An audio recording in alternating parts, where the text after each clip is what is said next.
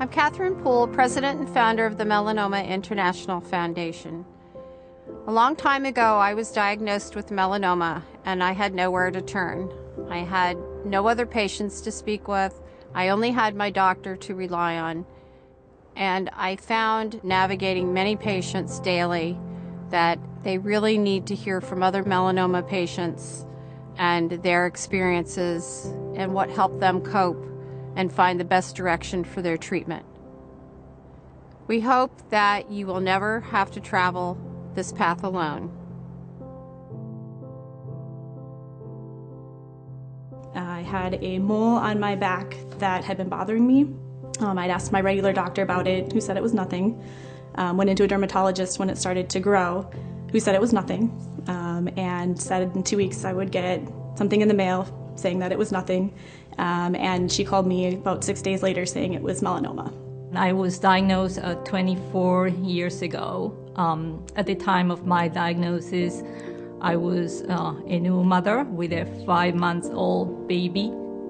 It was very scary to face a diagnosis of cancer when I was just getting ready to enjoy my life as a mother. My first diagnosis was when I was 25. I had a mole removed, and it was found to be melanoma, and luckily it was stage 1, it was removed, and for 12 years after that, I kept wearing long sleeve shirts, put on sunscreen, and had my bucket hat wherever I went. In August of 2012, a month after my son was born, I went to the hospital with what I thought was a spiking fever and left 16 days later with 5 confirmed tumors. I went from meeting with a doctor where the joke was that I had been there, once a year for 10 years, more frequently earlier, and the running joke was that I was just there to pay my copay, to sitting down and having a quite serious conversation, and things go through your head, things that would go through anybody's head. How long do I have to live? Do I need to stop working? The primary tumor was on my left leg. They took it out, did wide excision and a sentinel lymph node biopsy, and then that was that. Over the course of the next year, I started getting infections in my surgical site, and the surgeon kept saying, oh, it's nothing, it's not related to melanoma. And then finally, after the 4th infection, the oncologist who was following me forced an appointment at my surgeon's office, and he said, okay, we'll go back in, we probably left a suture behind, is causing infections. So they went back in and they took out a mass and found that there was melanoma there. So at that point I was stage 3. They decided just to wait and see, and I had clear scans at that point, so everything was good. The next month I got pregnant with our son, and so we didn't do anything for a while, obviously, for the pregnancy. And then the week before I was supposed to return to work from maternity leave, my doctor said, hey, let's do a follow-up scan since it's been a while, just to make sure we're clear. And that scan showed melanoma in my pancreas and my liver. When the biopsy showed melanoma, the first thing that went through my mind was, I have an 11-week-old son, I can't have cancer. I just brought a new baby into the world. I have to be there for him. Certainly picking treatment is very overwhelming because the key to deciding for me was to make sure that I was doing things in what I could determine to be the best order. We did a lot of research and we spoke to a lot of people and we gathered as many opinions as we could before we made any decisions. When I became stage 4, I knew that I was going to, in effect, make it a part-time job or a hobby to become educated in terms of what the treatment options were. There's just so much out there to read about, and you're always reading about people that are doing well on something new, and sadly you still read about people that pass from melanoma, but I don't seem to see that as much as I used to see. You have to keep reading and keep digging and to try to achieve, that basic level of understanding so that you can at least have intelligent conversations, with your doctors and others to make treatment decisions. I think the only treatment was chemotherapy. I did look at clinical trials first, and then I did chemotherapy later. After my girl was born, I was diagnosed again with a recurrence. The melanoma came back in my lung, I became stage 4. I had surgery to remove half of my lung to treat the melanoma. It came back in my spine, so I had additional surgeries. Came back into my brain, so I had radiation, like a cyber knife treatment to treat 2 small tumors in my brain. And a few months later, it came back in my small bowels. So I had 2 surgeries to remove tumors in my small bowels. The treatment that was most effective was the surgeries. We said, we don't want the treatment that's going to give me a few more months or even a few more years. The young family, that's not what I wanted. And I wasn't going to sit there and settle for, make the best of the time you have left when we knew that somewhere there was treatments that were going to give long-term progression-free disease. My family and friends suggested some things but didn't really know about melanoma, and so usually the things that they suggested were standard treatments. When I first went to see the melanoma specialist, we talked about what was at the time the frontline chemotherapy for treatment. And we talked about how there's a pretty low incidence of success, and there's almost an equal incidence of people that don't survive it. I think right in that meeting we decided that we would go for the treatment.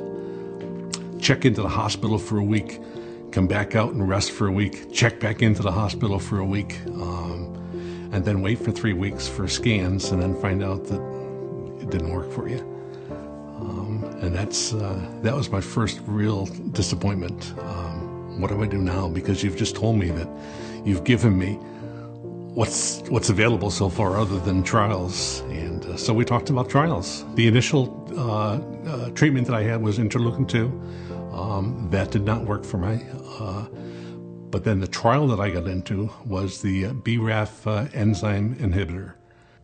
Probably within 2 or 3 weeks, my symptoms were greatly diminished. I was hardly able to breathe at the time.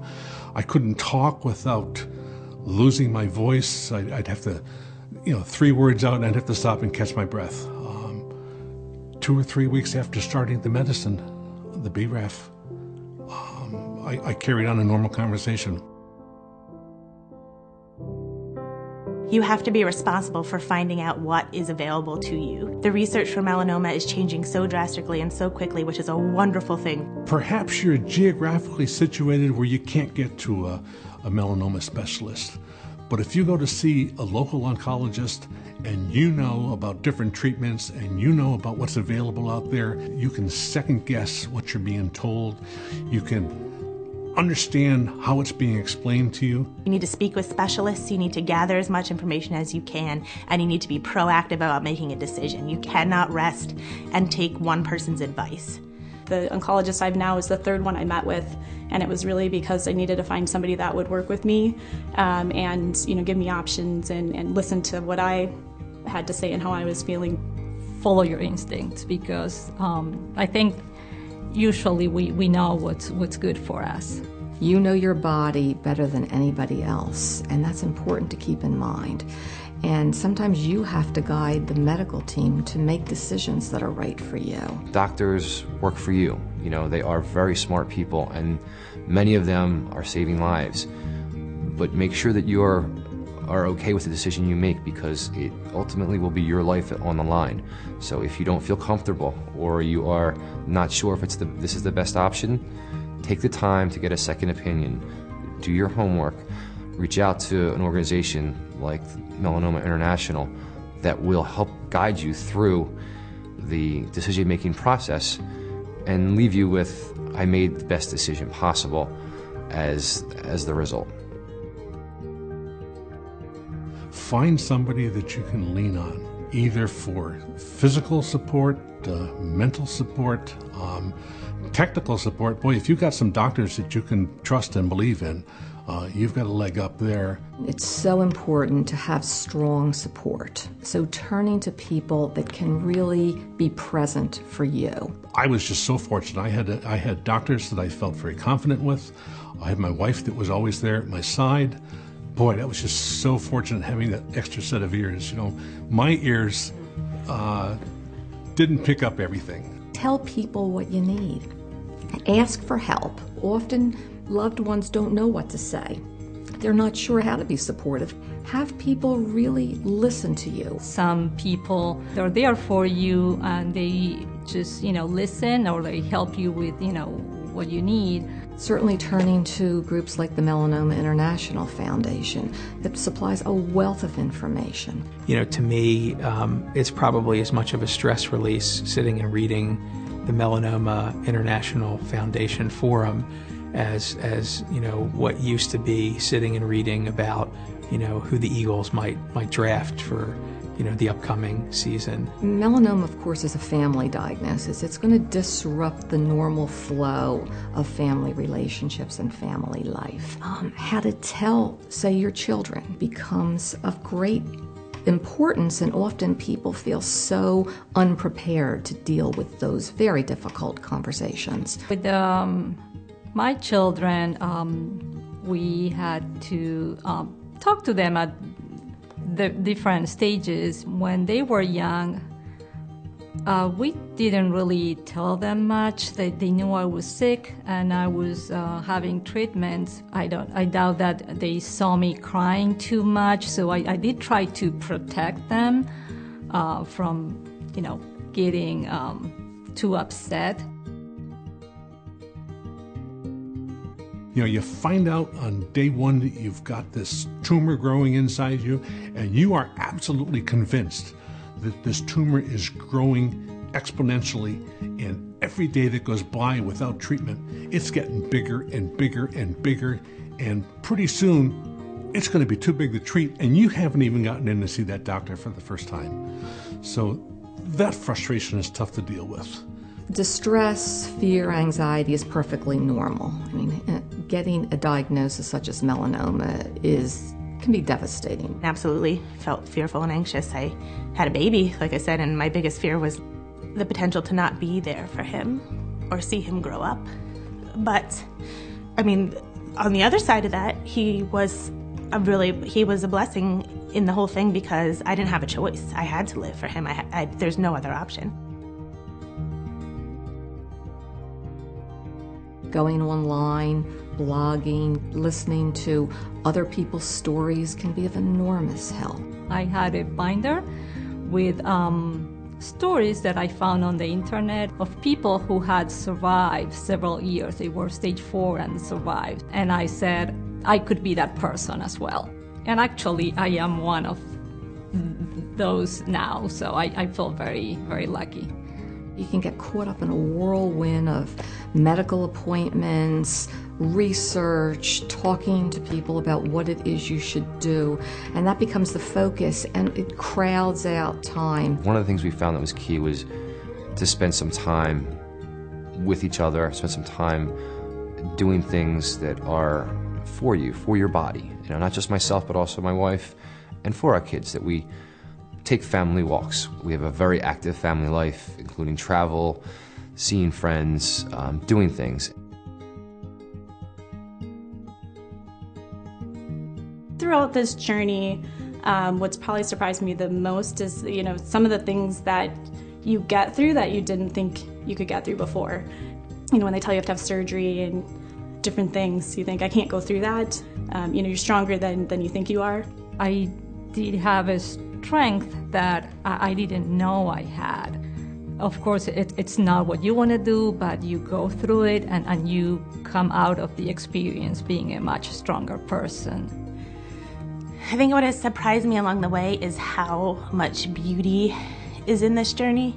The love that you experience, that you feel and that is given to you is, it's like nothing anywhere else. What I do, or I try to do as much as possible, is always to believe that success is possible. There's somebody out there that is getting success, and why not me? Or why not you?